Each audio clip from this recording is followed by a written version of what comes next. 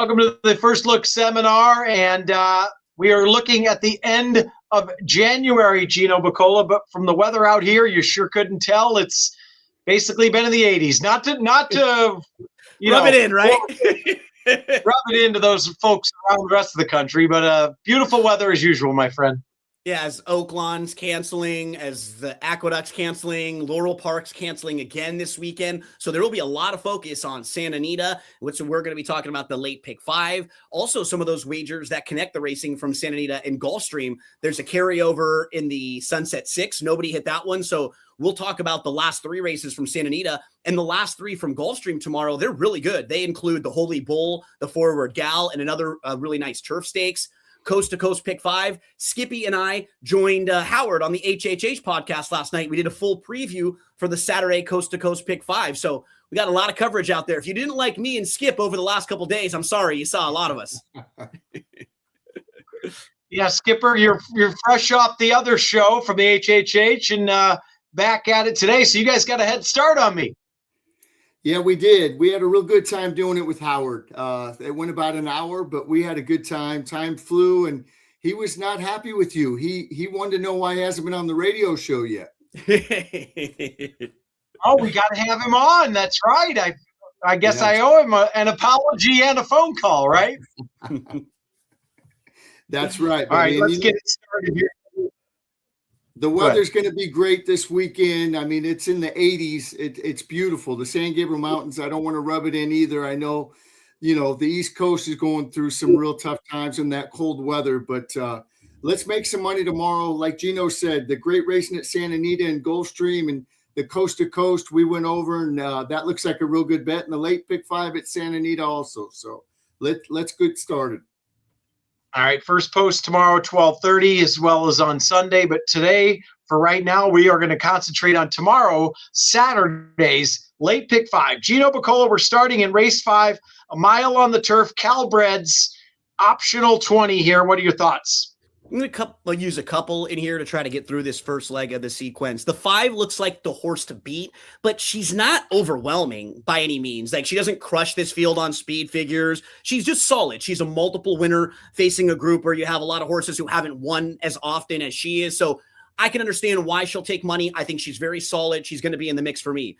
2 other horses I want to mention, though, that are lightly raced with some upside that I think will offer us more value. From the outside, you've got Green Zone. I know Skip will mention the dam that he liked was very good. But this horse, first start on the grass, major improvement. And that just showed you this horse is bred for the grass, dam and turf winning sibs on the grass. So Green Zone on the outside with some upside. I think a horse that can get to the lead there from the outside. Then on the opposite end of the spectrum, the 7, Apple Pie, a 5-year-old mare who only has raced twice. Lightly raced, though. And just looking at the rest of this field, like, nobody scares the heck out of me. I think this horse is kind of interesting with just a few starts, showed ability in both of them, and now will stretch out. I think can sit mid-packing here. I think the way I'm going to look at this race, Chappie, I've got the 5 as sort of the horse to beat. I'm going to throw in a couple prices that are maybe going to offer a little more value in the 7 and in the 9, probably build around those 3.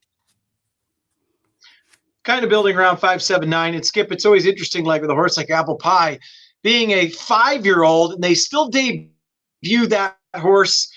They debut her in a maiden special weight, because as a 5-year-old, you can get away with putting that horse in for 50, something like. No one's going to claim a 5-year-old first time out or second time out, right? So, against softer company, right?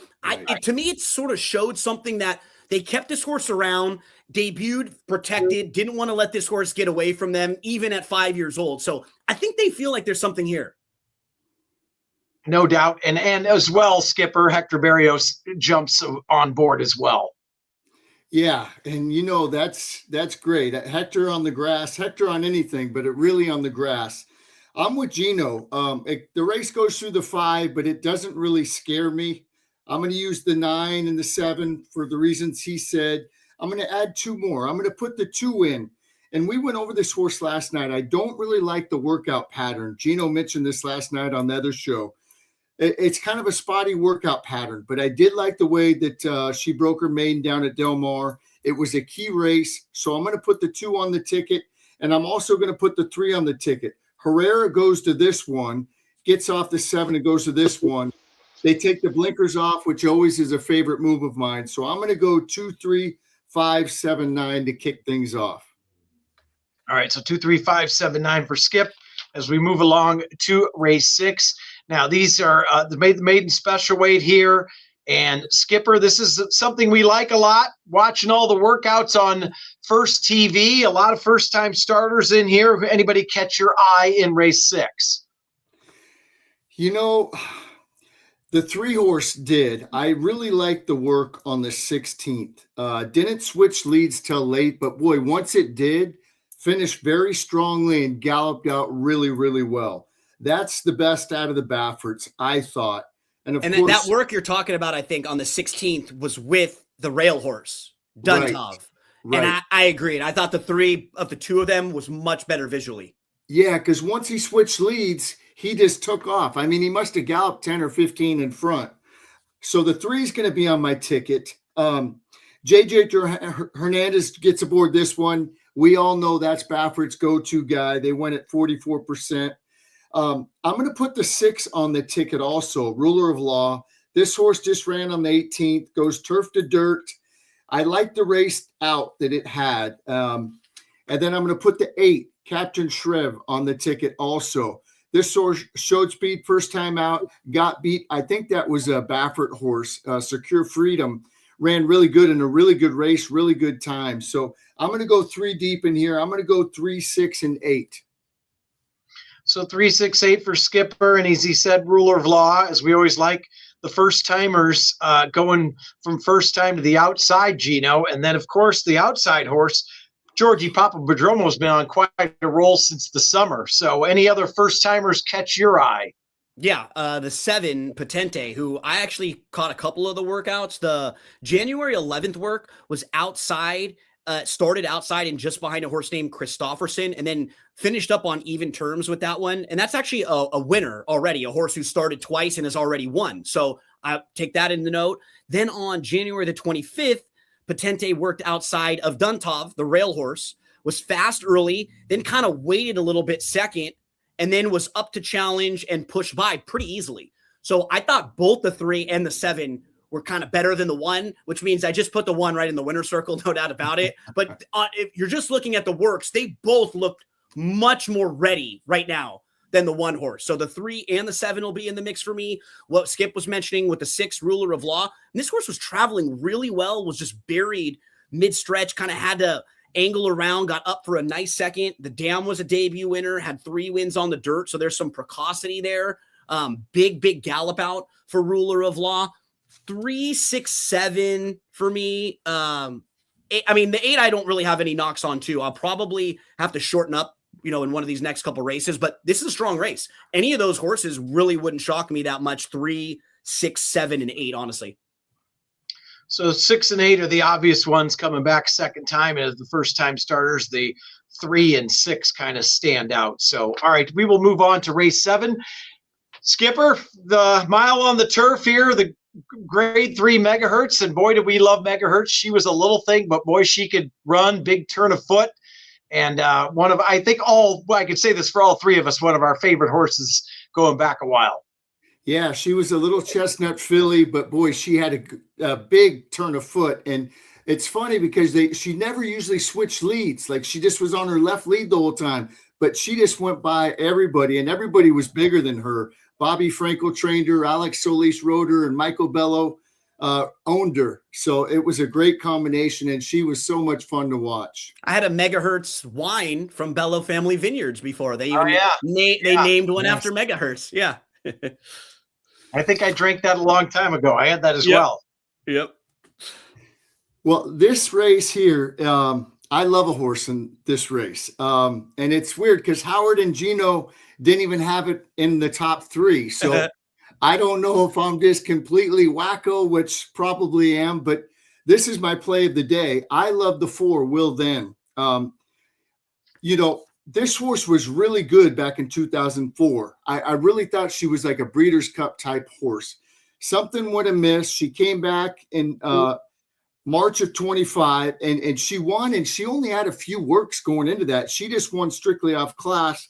Then they shipped her to Churchill Downs. She ran against Nitrogen and Lush Lips. Then something, they gave her a little more time. She came back, ran in the Del Mar Oaks. But the last two races of what caught my eye, and I don't think she wants to go that far, but she ran really good in the red carpet, grade 3 against Miss Astor, who came back to win. And then last time on opening day, she ran in the grade 1 American Oaks, going 1.25 miles. She ran really good. She got beat 3/4 of a length. She likes Santa Anita. She has a win, but she loves the mile distance. I think the cut back in the distance is going to do her a world of good. I think she's rounding back into that good form. And the thing that tipped my hat was the workout on the 24th. She worked with the 5 going lucky. And boy, on the turn, her ears went up and she could have gone by at any time. But the exercise jock just grabbed hold and they kind of finished together. But then he let loose and she worked really good. I didn't put good work. I put really good work. That was a telltale sign for me. I'm hoping she's rounding back in the form and shortening up back to a mile, which, by the way, all of her 3 wins have been at the mile distance. So I'm at a single Will Then in here. All right, so that's Skip single, Will Then. And as he said, the key thing here, Gino, is, 3 lifetime wins, all 3 at a mile, went a lot farther the last few races, cuts back to that mile. But I think as of I heard, you and Howard had other horses you were looking at here, Gino. Yeah, I agree with a couple things that Skip said on Will Then. I also thought early on in her career, she was going to be like a Breeders' Cup type, grade 1 winning type, really, really nice horse. And I also do think that the cut back to a mile will help her. Both of those two things. I've been a little disappointed with her form a lot of this year. I just haven't really seen her progress. There were a lot of different times in races where I played her maybe 4 or 5 different times because she looked on paper really good over and over repeatedly. And in that last race, for example, that was against 3-year-olds only. And now this race will be against older company. In that American Oaks, when she ran 3rd, and she did run well there, the first place finisher Ambaya and the second place finisher Cliffs, they were both coming out of allowance races. So they really weren't even like graded stakes horses that ran 1-2. And then the 4th place finisher was a horse named Take a Breath, who we all liked last week. That was the number 7. And that horse was 3rd and kind of disappointing at a lower level, dropping down in class. So I'm not sure how strong that race really was overall, like looking back at it now. And I've been a little disappointed with Will Then throughout the year. And I think the same for me on Public Assembly. I thought Public Assembly, after her win in the Royal Heroine in April of 2025, I thought she was going to take a nice step forward and be like at the top of this division and win a lot of these races in SoCal. And she's been fine. Like her last race, she didn't really even have very many excuses. She was just 5th, came running late. She just got started a little too late. I just don't like the horses that are going to be the short prices all that much. I feel like I've seen them. I've kind of know their best. I'm just looking for new faces, honestly, in this particular race. I think the 1, My Perfect Wave, is moving in the right direction. She's never run a bad race. She's lightly raced. She'll come flying late. The 3, totally opposite end of the spectrum. I think she's the quickest in here. I think she has a chance to steal this race, stretching out from 6.5. She ran a bang-up race behind Queen Maxima last time out, who is awesome down the hill. And Princess Moche, she loves to win races. She won her last 3 in Peru before coming over to the U.S. And then even in the U.S., she's run 5 times and she's won twice at big prices, 17 and 19 to 1. She just knows where the wire is and she likes to win races. She's going to be really quick early. 1 and 3, definitely in the mix for me. I'm probably throwing in Vibes, who I think just solid, fits pretty well in here. But I will say it's a competitive race because there's no monsters. Nobody scares the heck out of you in here. So if you do have a strong opinion like Skip, even if it's different than mine, it's a great spot to single or try to shorten up if you can, because I think more people will be playing it like me, probably going 3 or 4 or 5 deep. And if Skip is right, he's going to be sitting really good spot in this pick 5. So Gino, this is kind of where we separate here with Skipper. Skip's going to single Will Then at nice 4 to 1. Gino, at least on the A tickets, is going to be 1-3, and then on maybe on the B's, add the 7 and even a few more. All right, we move on to race 8. Gino, back to you. Go at 6.5 furlongs, optional 50. What are your thoughts here? Yeah, this one's interesting because Cornucopian is going to take a ton of money, right? Cornucopian's the heavy favorite in here. Cornucopian was supposed to run in the Malibu a few weeks back, scratched out of there. Baffert had a bunch of horses that were entered in. If you're looking at some of the recent works for Cornucopian, and I think they were doing this before the Malibu too, they've been having him come from off the pace a little bit. Mm-hmm. Like on January the 9th, he started about 3 or 4 lengths back of Getaway Car, and he finished well, like right on even terms with that one. On January the 24th, he worked inside of Imagination. I thought he worked pretty well. I thought Imagination may have been a little bit better there. But I honestly, I like the 3 better than Cornucopian. Just based on the works. It's really interesting because March of Time, you can tell a horse who has talent, but he's had his own issues, right? He's a 5-year-old. He's only raced 3 times. He debuted. He was second. Then he had a year off. He comes back, breaks his maiden after a year layoff, runs one more time, and then he has another year layoff. So he's had a tough time staying out on the track. He's had some physical issues. If you just watch his 3 workouts are on First TV. January 11th, he's outworking Nevada Beach. Graded stakes winner Nevada Beach, who's really nice and one of the better older horses in Southern California. January the 18th, he worked outside of Butane. He was heads up, strong work, going better early and even better late. Butane is going to run in the Southwest. He's going to be one of the favorites. That's a nice horse. Then the most recent one, January 24th, that was also outside of Getaway Car, the same horse that Cornucopian was working with. March of Time was really good there too. This is one of those races where I don't want to go very deep in here. I want to take a little bit of a stand.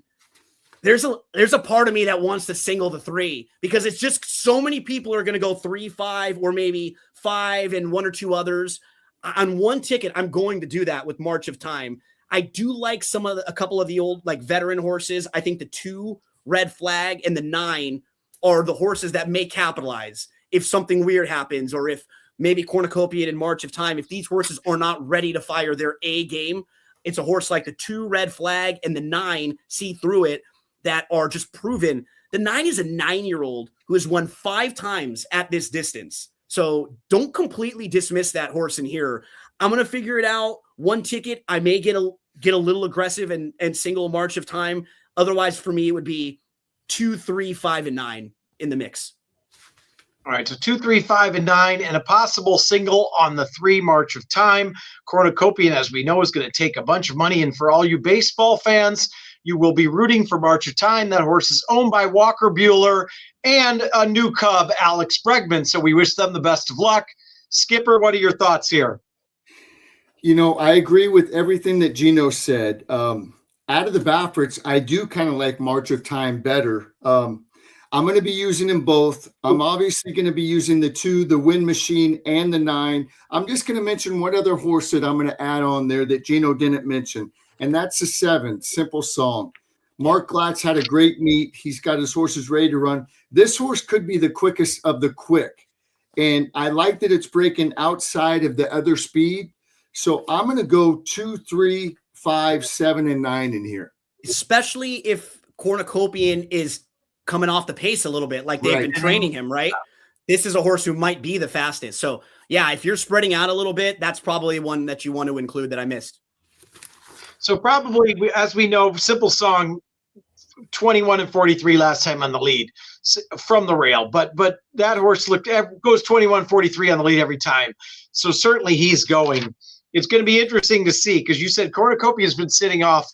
Both Bafferts are taking the blinkers off, but one of them's going to go, you would think. So it's going to be interesting to see what happens there. All right, we move on to the 9th and final, and we have another maiden special weight going 6.5, this time on the turf. Skipper, to close things out, what are your thoughts? Okay. You know, I watched all the workouts in here. I didn't really like the way the 2 was working. I love that Hector Barris is aboard, but I thought the other saddler, the 4, was working a little bit better. Acoustic Kitty.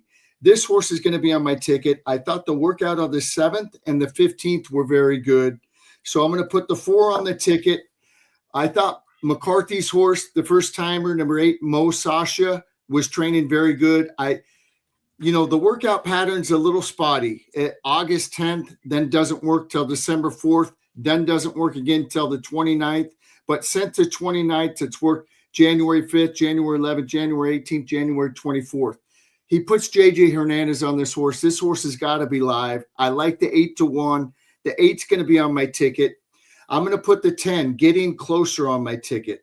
That last work on the Tapeta surface, it was a slow time, but I like the way that this horse came home, and it has a couple races out, shortening back up, getting on the turf for the first time. I'm going to put the 10 on the ticket. The 11, Counterbalance, is a must use. The other McCarthy. This horse has shown form. It hasn't really run real fast, but this horse is bred really good. We all know how good Out of Balance was. I think this horse, after the break coming back, I thought the workouts on the 4th and the 17th were good. Got to use the 11. And then my bomb that I have to use is the 12. This horse, I like the breeding. It's bred top and bottom for the grass. And I tell you what, it's a weird workout pattern. That last work, the 28th, was 2 furlongs and 22 and change. I did like the workout on the 22nd. At 20-1, I have to put that horse in. I'm going to go 4, 8, 10, 11, 12 on my ticket to close things out. 4, 8, 10, 11, 12 for Skip. And I've noticed a couple times here, Mandela's done that 2 furlong work once in a while, which is a little odd, but I've seen that here this year, or since the beginning of this meet, Gino. I don't know if you jumped on that horse as well, but is that horse on your ticket? Or the Dam was a grade 1 winner on the dirt too. This horse is bred very nicely. So, they're classy individual. The outside draw is what worries me. But if you're going a little bit deeper, I'm not going to talk you off using this horse at a massive price. I agree with Skip on the 2. The thing that I go back and forth, and I generally let price dictate this. I try not to let the works impact me as much on the grass as I do on the dirt, because I've seen a lot of times some of these horses that we watch in the mornings in the workouts that don't really run on the dirt, but they're bred for the grass. And I think that might be the case here with the 2, Novita Dominga, whose Dam actually was a 4-time winner on the grass, Dominga, and won the career debut. So not only was she good on the grass, she was also precocious. She could win early. I'm going to throw the 2 in. I agree with him on the 4. 4's in the mix for me, absolutely. Acoustic Kitty. I'm also going to include the 5, Soul Sister. You put a line through that last race on the dirt, and you're just looking at the 2 turf races. Both of them are pretty solid. I don't have a problem with either one of those races. I think I'm going to go 2, 4, 5, 11. I think the 11's the horse to beat, but the outside draw does concern me. I think she has enough speed to where hopefully she can get out of there quick and either get to the front end or just sit close so she's not hooked all that wide.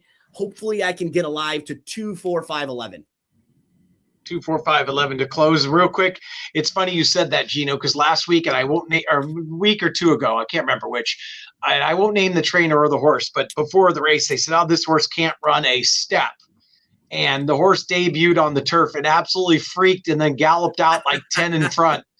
And they were like, well, I guess the horse likes the turf, because it certainly didn't like the dirt's never shown any talent whatsoever. They don't work on the turf out here. So you don't know. In Southern California, maidens can't, right? Like there's a protocol, right? So if you're a horse that's a maiden or a lower level horse, you're not working on the grass a lot of the time. They got to just take a swing, right? You don't know. Right. And if they even showed anything on the dirt, you're like, oh, they're going to be that much different on the grass. But sometimes they are. A lot of times they are. Yeah. The look of shock was comical, but they were very relieved when they called the owners. So that's all I'll say. But all right, gentlemen, big weekend ahead of us. Gino, let's close it out here, buddy. A lot going on coming up Saturday and Sunday. Yeah, if you're sitting around the country and you're at one of the places where your local tracks canceled, you know what? You can sit back and enjoy some really great racing that we've got at Santa Anita, at Gulfstream Park. Don't forget about the Sunset 6 carryover. Last 3 at Gulfstream, last 3 at Santa Anita. Those pick'em contests, pick'em.santanita.com, totally free to enter. You could win $500. And now with the football season ending, you're going to get more NBA, some college basketball in the mix. It's kind of crazy that we're not that far from baseball getting started, even thinking about it. You're talking about the Cubs, spring training coming up soon. And then contest players. Make sure you stop at ExpressBet and look at the tournament section. There's a couple of affordable feeders at Santa Anita this week, but a big Holy Bull contest where you could win a BCBC spot. I got the news I'll be heading in about a month to the NHC. So now I'm kind of in contest mode as I see a lot of people trying to qualify and win their way into that big tournament. Yeah, and a lot coming up this weekend. And like Gino said, we're already kind of starting into the preps for the Derby season. So starting tomorrow and next weekend, we have a big weekend here at Santa Anita. So thanks, guys, for Skip and Gino. I'm Chappie. We will see you next Friday for a special show. First post tomorrow and Sunday, 12:30. Thanks, guys.